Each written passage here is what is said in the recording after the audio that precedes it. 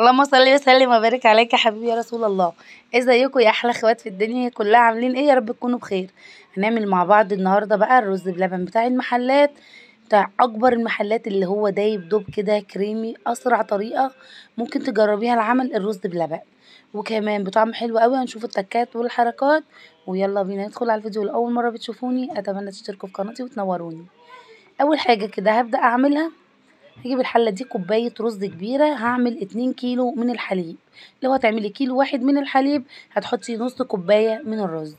نزلت عليها كده بلتر مية، وهسيب الرز ده كده على جنب لمدة 5 دقايق، وهرجع تاني اغسله كده واصفيه من المية، واضيف عليه لتر مية، وارفعه على النار لمدة 10 دقايق على نار متوسطة، لغاية ما يوصل معايا بالطريقة ديت. كده الرز بيكون استوى، وبتكون الرزاية نفشت كده، وبتكون استوت جدا كده، عشان لما تضيفي عليها الحليب تكون مستوية معاكي وحلوة وطرية.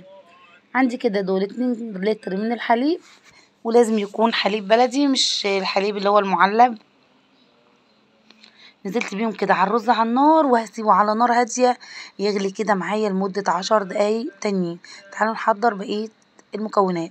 في نص كوباية كده هضيف معلقتين من الكريم شانتيه، عليهم معلقتين من النشا. لكل كيلو حليب هتحطي معلقتين كريم شانتيه ومعلقتين نشا. انا حطيت 4 نشا و4 كريم شانتيه من المعلقه العاديه بتاعه المطبخ، بتاعه اللي هي الاكل العاديه ديت كده. وهدوبهم في نص كوبايه الميه، دوبهم حلو قوي قوي. وهروح بقى على النار كده هفضيهم، وعليهم كده ربع معلقه صغيره من الفانيليا، اللي هي الفانيليا اللي هي الحبوب اللي هي السكر دي. وهقلبهم حلو قوي بقى. وهنا هضيف كوبايتين من السكر، بيكون طعمه حلو قوي قوي مظبوط. كوبايه الميه العاديه او مج الشاي بتاع المطبخ ده، حطيت منه كوبايتين لان انا عامله 2 لتر. لو هتعملي لتر واحد برضو من الحليب هتحطي نص كوبايه الرز، كوبايه سكر واحده. وهقلبه كده، نزلت بالخليط وقلبته كده، وهسيبه كمان لمده 5 دقايق يغلي لما يتقل معايا كده. وهو سخن على طول كده بقى ايه، هنبدا نصبه على طول، علشان ما ينفعش تركنيه لما يبرد وترجعي تاني تحاولي ان انت تصبيه يعني في الكاسات او الكوبايات. ولازم تكون بقى متصفيه كده ومتعقمه ونضيفه، وتكون متصفيه من اي سوائل ميه او حاجه ما كانتي غسلتيها او حاجه. بتصبيه بقى في الكوبايات كده على حسب ما انت عايزه.